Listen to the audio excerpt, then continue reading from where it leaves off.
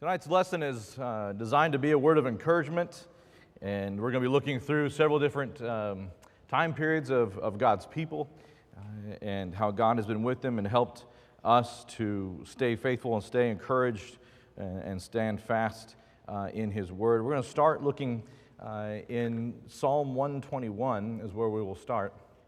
If I got to turn my clicker on here, there we go. We'll be turning there. My help comes from the Lord is a psalm of ascent. It's Psalm 121. Now you know why we had mountains up there, right?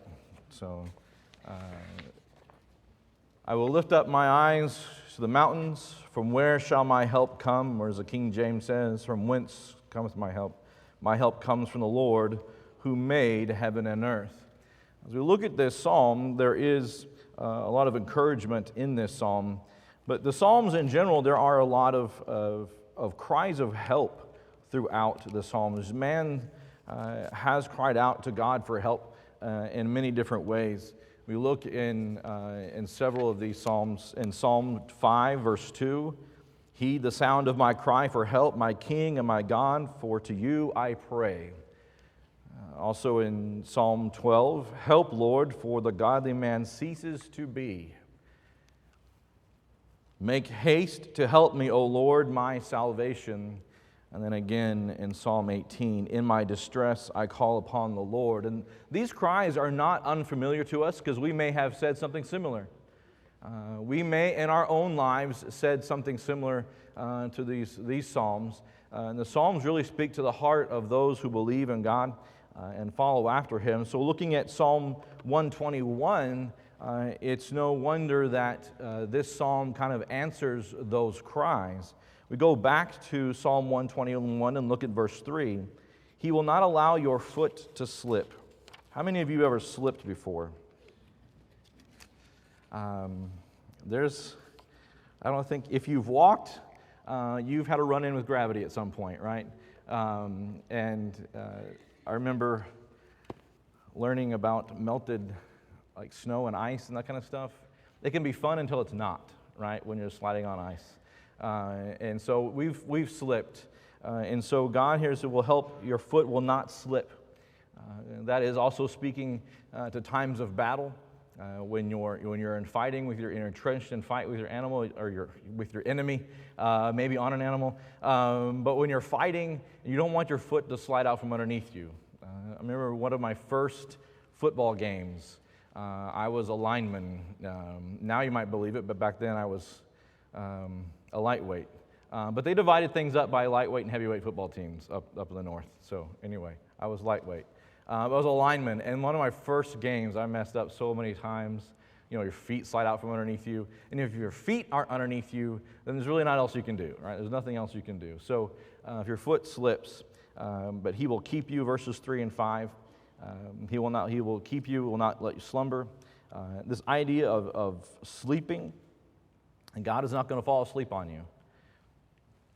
I remember encouraging the youth one time before we left for a mission trip. And you always kind of like make sure we were leaving really early in the morning, so you guys have got to be here on time. We must be here on time. We've got to leave. And the whole, be here on time. This is back when I was living just across Military Trail over there. And I get a phone call, wakes me up in the morning, and one of our nice young men says, wakey, wakey, eggs and bakey. I had slumbered too long and needed to be. So God will not slumber. He will be there for us and watch after us.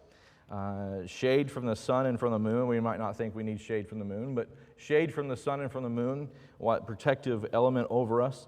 Verse 7, protect us from all evil. The Lord will protect you from all evil. He will keep your soul. Do we trust in God to do what He has said? I think we do. And He will guard your going out and your coming in. That is, He will guard your life. He will watch over you. And so the psalmist answers those cries here. And I want us to kind of look at how God has answered the cry throughout various generations. And of God's people that have responded to Him, have cried out to Him, who have trusted in Him, and have not been found wanting. That God was not left asleep. God did not allow their foot to slip. And so we're going to be looking at a few of these. Some of these you know, some of these are very familiar with, and they're really encouraging and fun and awesome. Some of them are not as new, or maybe some newer information to us. But the first one you might know, Hananiah, Mishael, and Azariah, also known as Shadrach, Meshach, and Abednego. If we look over in Daniel chapter 3, what was going on? What were they called to do? When all the sound of the lyre and the timbrel and blah, and like the list of like 15 different instruments, when all those instruments played, which had to be a racket, I can't imagine. But when all those instruments played, what were they supposed to do? Bow down. And bow down to what? The god, right? This idol. So Nebuchadnezzar had set up this idol, or the ruler had set up this idol to bow down to, and they were supposed to bow down to this idol. Now, there have been idols over the century, and we'll kind of talk about this even in the New Testament. There have been issues with this. So there's this idol that the ruler wants them to bow down to. And in verse 12, report goes out. It says, some people come to the king and say, hey, there are certain Jews whom you've appointed over administration, the province of Babylon, namely Shadrach, Meshach, and Abednego. These men, O king, have disregarded you. They're not bowing down. What do we call that nowadays? What do we call that on the playground? They were tattletaling. That's what a teacher knows that right away. They're tattletaling on these guys, which there was probably some jealousy involved because everything these guys did was great. And so I'm sure there was some jealousy that wanted to throw them under the proverbial bus. Verse 16, Nebuchadnezzar obviously gave them a chance, to bow down to this image of himself. And in verse 16, Shadrach, Meshach, and Abednego, Hananiah, Mishael, and Azariah, replied to the king. And this is one of my favorite. If I could have been, there's several moments, if I could have just been a fly on the wall, right, on several moments in biblical history, this is one of them. And they said, "O Nebuchadnezzar, we do not need to give you an answer concerning this matter." I think the New King James says, we don't have to be careful answering you in this matter. If it be so, our God whom we serve is able to deliver us from the furnace of blazing fire, and he will deliver us out of your hand, O king. But even if he does not, let it be known to you, O king, that we are not going to serve your gods or worship the golden image that you have set up. This is like one of the first mic drops recorded in history, right? So they say this comment to the king. We are not careful. We don't have to answer you concerning this. Our God will, and even if he doesn't, we're not going to. Now, put this in perspective for these young men. They are captives in this foreign land, right? If they die, guess what? We're done. We're out of here. Bouncing on this. We're leaving, right? So what's he going to take? What is he going to take from them that he hasn't already taken? They're not going to take their gods away. They're not going to take God away from these three young men. Right? So what happens? The king's like, oh, well, since you put it that way and you're very convicted on this, then, we won't make you do that, right? Is that what happened? Obviously not, right? So he stoked that fire up. My dad used to stoke the fire in the morning. That's what we had, a wood stove that would heat the house.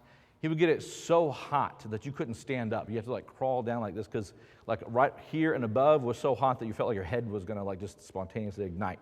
If you were in the living room because he had stoked that fire up. So it was one of those kind of situations that the fire got hot, so much so that the men that were bringing them to the furnace to pitch them in, they died. They got too close and burned up, right? So they get thrown to the furnace, and what happens?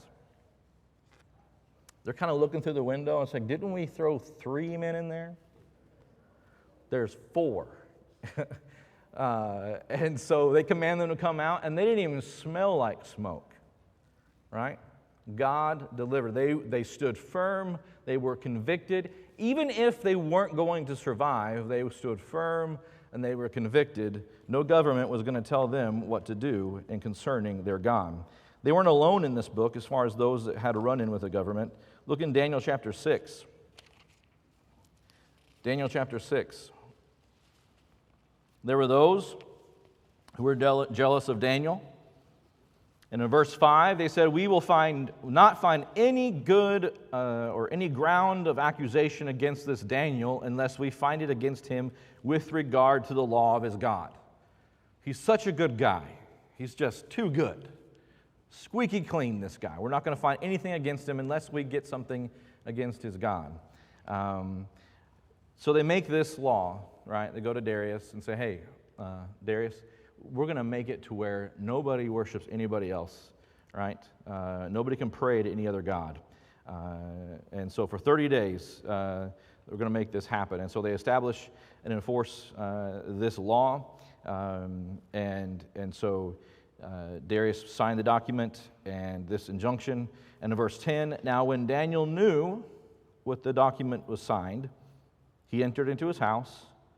Now in the roof of the chamber, he had windows open toward Jerusalem. And he continued kneeling on his knees 3 times a day, praying and giving thanks before his God, as he had been doing previously. Can't do it. Can't pray. What'd he do? I'm going to keep praying. I'm going to keep doing this thing. Now, word gets sent to the king, and he is sorry that this happens, right? But the law is a law, and he must throw him in. And the king didn't sleep at all, but arose at dawn as soon as he could, and called, down to verse, Daniel, servant of the living God, has your God, whom you constantly serve, been able to deliver you from the lions? He's calling down into the pit. Then Daniel spoke to the king, O king, live forever. I'm sure the king wanted to hear that. My God sent his angel and shut the lions' mouths, and they have not harmed me, inasmuch as I was found innocent before him. And also toward you, O king, I have committed no crime. Wait, what? But the law said you couldn't pray. I've committed no crime in praying to the Most High God. I've committed no crime. He was very pleased. He got out of there. Guess what happened to those other guys? The king knew the gig was up, right? That they were trying to get at Daniel, and they threw the other guys and their families in there. They were dead before they hit the ground. God watched after Daniel. Can't pray, but Daniel said we're going to do it anyway. In Ezra, go back to the book of Ezra. Ezra and Nehemiah both had some run-ins with the local establishment.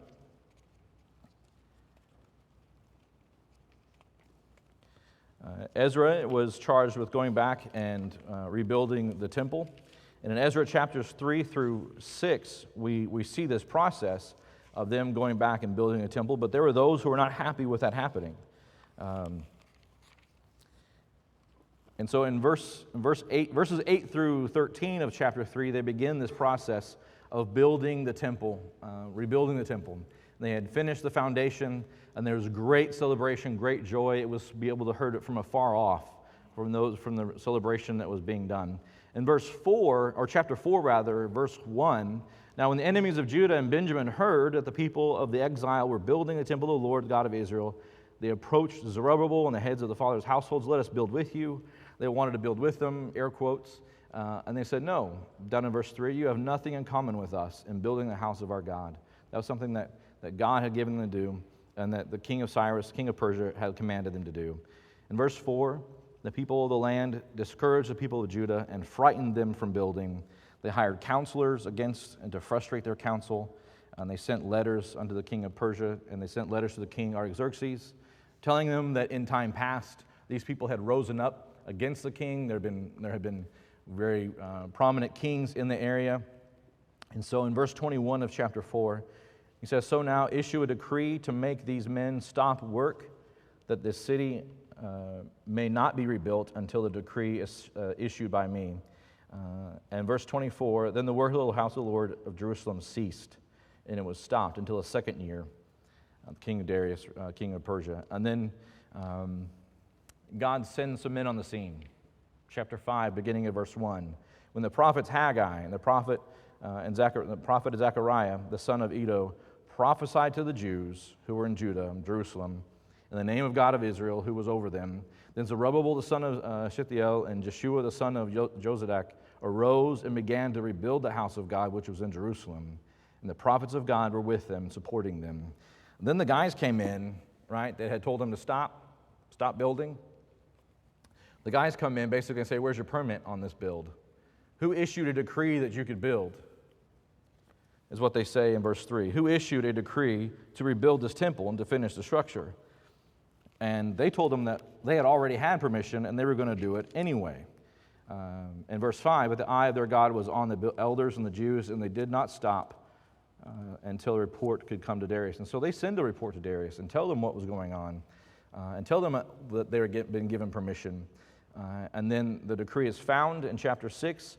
In chapter 6, verse 12, it says, may the God who has caused his name to dwell there overthrow any king or people who attempts to change it.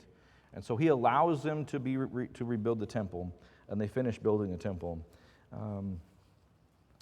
It's interesting throughout the history of God's people start doing good, and then what happens? Somebody wants to come in and stop. You're doing something good. We're going to come in and make it stop. That was the same thing that happened with Nehemiah. And just one book over in Nehemiah, same chapters 3 through 6, we had the building of the wall. So the temple is built, but the wall is not built. Word got to Nehemiah that the town was in disarray because there was no wall, there was no defense, and they were going to build the wall. And so chapter 3 talks about those builders of the wall and the places they were going to be building and where they were going to be building from such and such a gate. And that they worked zealously. And then in chapter 4, verse 1, now it came about when Sanballat heard that we were rebuilding the wall, he became furious and very angry and mocked the Jews. Now, maybe he was reaping a benefit from there being no wall and raiding them or whatever, but if somebody's doing something, do you generally just get angry if they're doing something? Like if they're doing something that's decent, a civil work, right? They're rebuilding a wall. Does it really matter to them that they're rebuilding a wall? Apparently, because they got really, really angry that they were doing this thing. And so they begin to mock them. What are these Jews doing? Verse 2, are they going to restore it for themselves? Can they offer sacrifices? Can they finish it with a day? And they begin to, speak ill of them. What was it that Nehemiah was known for? Do you guys remember? What was Nehemiah known for? When Nehemiah heard that Jerusalem lay in ruins as far as there was no wall around it, what was it that he did? He prayed. When the king asked, why such a long face, in, abbreviated way of saying it, asked him why he was sad before the king, what did he do? He prayed and then answered, right? And he had an answer ready. At every turn, they were praying. At every opportunity, there was prayer involved. At every opposition, there was prayer involved. In this case, verse 4, hear, O our God, how we are despised. Return the reproach on our own heads and give them up for plunder in the land of captivity. At every turn, they pray. And so, again, they fight against them. In verse 8, all of them conspired together to come and fight against Jerusalem and cause a disturbance in it. Verse 9, what did they do? But we prayed to our God, and because of them, we set up a guard. Not only did they pray and I hope it works out well, they prayed and took action, right? Does that work? Does it usually work better? If I pray for something and then take action towards that, does that usually work out better? I think it does. Now, there are obviously some things that we pray and that's all we can do, and that's great too. But in a situation right here, they decided to do what they could do, and so they stood up. And it was in verse 14 that Nehemiah said, when I saw their fear, I arose and spoke to the nobles, the officials, and the rest of the people. Do not be afraid of them. Remember the Lord who is great and awesome, and fight for your brothers, your sons, your daughters, your wives, and your houses. This is like one of those call to action kind of things, right? And this is what you see in the movies when the bad guy comes, and then everybody in town says, no, we're not going to let that happen. And everybody stands together and rises up and fights against what's going on, this tyranny that's happening. And so they begin to make that plan. So what did they begin doing? So they're working, they're building a wall. Let's say they have a trowel in one hand, and what was in the other hand? A spear, a sword, a sharp, pointy object, right? Anything they could do to fight. So they were working with one hand and fighting. They set up a standard. They set up a system that if you hear a horn in a certain area, everybody rush to where the horn is, and God will give them into our hand, and we'll fight against them. And so everybody was working. Everybody was working around that. There was nobody exempt from working all the way around this, and they were all ready to fight at a moment's notice. Even going down to get water, they took a weapon with them. They were always prepared, and so they began to do that. And so in chapter 6, verse 1, now when it was reported to Sanballat, Tobiah, and Geshem, the Arab, and to the rest of the enemies that I had rebuilt the wall, and no breach remained in it, and although at the time I had not set up the doors of the gates, then Sanballat, Geshem sent a message to me saying, "Come, let us meet together in Shephraim in the plain of Ono." Now, this is a life lesson. If your enemy asked you to go to some dark alley, do not go, okay? It's a life lesson. Do not go to the plain of Ono, right? That is a life lesson. And so he knew that what was going on, and he said, "No, I have work here to do. I'm not going to go down and play your silly games." And so they knew it was for harm. And so he's doing a great work, that they would not take him away from the work. And they still, wanted to fight against him. And verse 9, "For all of them are trying to frighten us, thinking they will become discouraged by the work that will be done. But now, O God, strengthen my hands." And so over and over again, they're appealing to God, give us the strength to continue, give us the strength to fight on. It doesn't matter what everybody else around us is saying. It doesn't matter what people are doing. We're going to do the work that we've been given to do, and we're going to keep doing it. "Even so, remember, O God, Tobiah, Sanballat, according to these works of theirs." Verse 15 of chapter 6, "So the wall was completed in the 25th of the month, Elul, in 52 days. When our enemies heard of it, and all the nations surrounding us saw it, they lost their confidence, for they recognized that this work had been accomplished with the help of our God." Who lost their confidence in the end? The enemy. Because why? We stuck to our prayers, we stuck to our trials, and we stuck to our armaments. And we were going to do this that God had given us to do. We're going to do it. We're going to do this thing. And God has been with His people and continues to be with His people. And when they're rebuilding this wall or building the temple, and then when we start to go into Acts and look at building the church, what happens when they start building the church? Was there opposition to building the church? Yes, there was. There was quite a lot of opposition. We're going to look at a few places. Look at Acts chapter 4. Am I even doing anything? Okay, there we go. I'm putting it up there. Did you guys start doing it because I forgot? I got to preaching? Thank you, Oz. I appreciate that very much. His name's... Anyway, sorry. I got preaching. Dan, it happens sometimes, right? You get preaching and you forget. One time in 40 years? Okay. You got a good track record. All right. So with the church, Acts chapter 4. They start preaching. They have been preaching the message of Christ, but there was opposition. And they are teaching. In verse 4 it says, "But many of those," verse 4, chapter 4, "many of those who had heard the message believed, and a number of the men came about to 5,000. And they had placed them, and they were teaching." In verse 7, "When they had placed them in the center, they began to inquire, 'By what power or by what name have you done this?'" So they have to go before the council and talking about them, and talking about by what authority they're teaching these things. And they get drawn up over that. And so they're brought in. And again, they're kind of saying this. Peter, filled with the Holy Spirit, verse 8, "Rulers, elders of the people, if we are on trial today for a benefit done to a sick man, as to how this man has been made well, let it be known to all of you and to all the people of Israel that by the name of Jesus Christ, the Nazarene, whom you crucified," just in case you forgot, "God has raised from the dead." Right? So they preach this message to them. They're not backing down from the message. And so they can't not say that. Verse 12, "For there's no other name under heaven has been given among men by which one must be saved." They ordered them to leave, verse 15, leave the council, and they began to confer with one another. And they commanded them, in verse 18, not to teach anymore in the name of Christ. Right? What was Peter's answer in verse 19? The command is don't preach anymore, don't teach in this name anymore, by this name or by this authority. And Peter said, "Okay, I understand. We'll stop. Whether it is right in the sight of God to give heed to you rather than to God, you be the judge. For we cannot stop speaking about what we have seen and heard. That's a no, right? That's a fancy no. They're going to do what they're going to do. They threatened him, and they let him go. And they,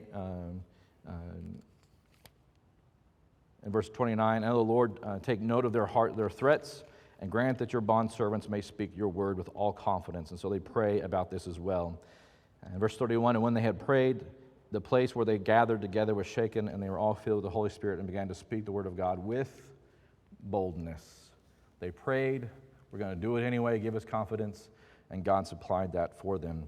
And so there was this situation. And again, in chapter 6, this happens, and this is, again, that time with Gamaliel, and they were actually...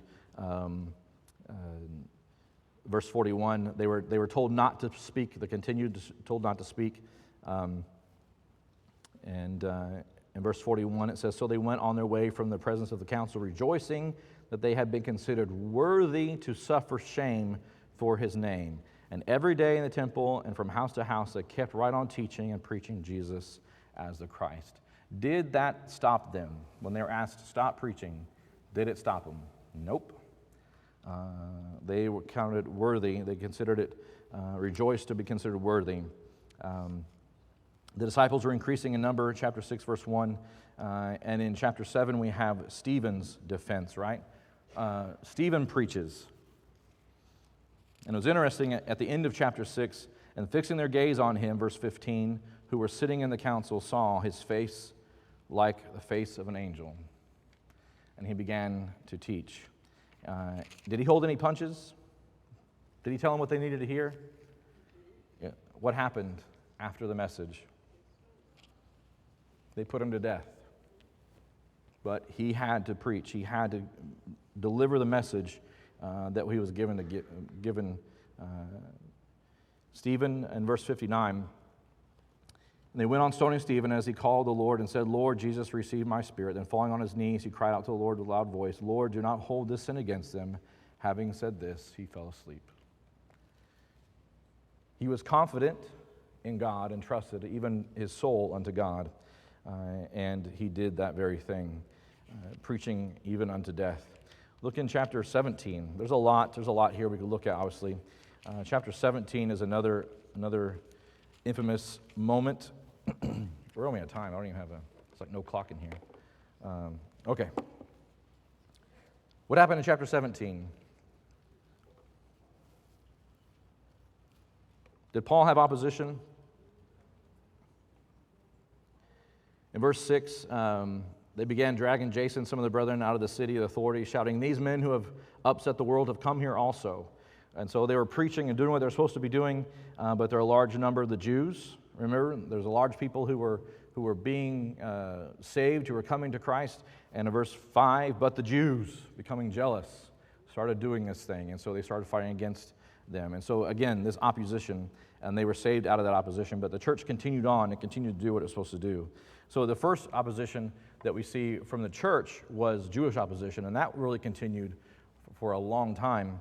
And it wasn't until later on that we have Roman opposition. And in Acts chapter 19, you have those of the Silver Guild in Ephesus who were rising up against those that were teaching there because they were taking money out of their coffers because nobody was buying their little silver ornaments anymore. And so they rose up against them because the established religion was being undermined. And that begins to be what happens in Rome and what continues to be a sore spot for those in Rome. When we talk about Roman persecution, initially Roman persecution was sporadic and very regional. We talk about Nero, for example. Nero's persecution was pretty much isolated to Rome. Now that taste or favor that people had for Christians kind of spread throughout. But Nero was pretty much in Rome. Domitian, who ruled from 81 to 96, was also a staunch oppressor of the church. And he put to death no small number of men without trial. Just put them to death without reason of trial. Trajan was also one in 98 to 117. who made it a crime to be called a Christian, that being a Christian was illegal. It was this rebellious superstition. They looked at it as a superstition. Marcus Aurelius, who was one who killed Justin, and one of the church fathers, and Polycarp. If you've read anything about the early church, you've read about Polycarp and his standing on trial as an old man, and they said, you will burn if you don't. And he said, these fires that burn for a season are not worthy to be compared to those if I deny my Lord. And he, unto death, did not deny his Lord. That happened under Marcus Aurelius. Now, you fast forward to Diocletian in 303, 305. He was one that destroyed all the places. If you were a Christian and you had a place of worship, all of them were destroyed and taken from you. And so this Roman government was trying to stamp out Christians. And it wasn't until 311 that they kind of backed off, because they saw it as like a human rights kind of thing, that they were killing all these people. At the time, they estimate that Christians accounted for about 10% of Roman population, and they were killing a lot of people. And so Gallius issued the Edict of Toleration in 311 and basically said, let's chill out right now on this and not do this anymore. And it wasn't until Constantine in 313 that he basically said, return all their properties to Christians. And Constantine turned the state religion, essentially, of sorts. He became very favorable to Christianity. Not because Constantine was all that righteous. Constantine saw it as a mode to unite and to have another power to fight against and unify the people. And so it was Constantine that began to call these synods and who began to call these councils. And it was Constantine that began to be running the show. If truth be told, Constantine was really the first pope, if you want to get down to it. Because the church also, there was opposition from the Apostate Church. There was very early on this gathering of people who started this hierarchy of elders and bishops and started teaching things that were in error.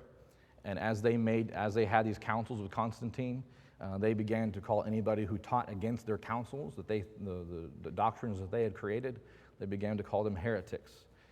And that continued on through even into the Reformation. You had this Apostate Church who was calling those who would teach against their teaching heretics.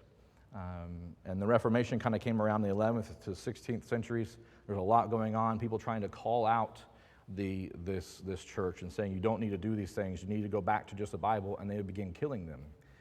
There was the Reformation.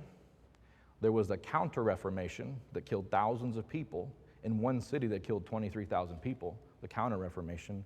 There's also the Spanish Inquisition that happened, and the Inquisitions that killed thousands of people. So has there been opposition to the Lord's church? Yes. Throughout history, there's been opposition to the Lord's church, and the Lord's church had to fight and do what they could to survive. The Lord's church during this time period was not the one writing history. It was the Apostate Church that was writing history, and their leaders of the time that were using that to gain favor and to gain notoriety and to gain power and money. It was not about any kind of righteousness, and they were in error. But they fought against those that we would call brethren. And so, as tonight, this is not to end on this downer, but to understand that God is always with us. We are called to obey God rather than men. And to think that opposition is not at our door, we aren't reading the signs very well, that opposition is here. A Pew Research study has said that in the last 10 years, opposition to Christianity around the world globally has gone up 76%. If you're hearing about things that are going on in China and in Africa and in North Africa and all over the world, the opposition to Christianity at large is going up. And the opposition to our rights as parents are going up. In Canada, last month, a man was put in prison because he would not call his daughter, that was born biologically a daughter, would not call her by him or he, because he would not refer to his own daughter in that way. He was put in prison. That was in Canada, but that will happen. And this is not a lesson against COVID and restrictions and that kind of stuff. This is a lesson for us just to wake up and realize that opposition is going to come. The time what we've been in has been convenient and nice. And you know what happened to the Lord's church whenever there was opposition to the Lord's church? It grew faster. You know what happened when there was no opposition? All of a sudden it's a state religion. They went off teaching whatever they wanted to. Opposition's coming. The question is, are you ready to stand up for what's right? No matter what government says, no matter what's politically correct, no matter what they teach in schools, are we ready to stand up and fight the fight? Are we ready to pray and stand with God? Those that are with us are mightier than those that are with them. Thank you so much for your time tonight.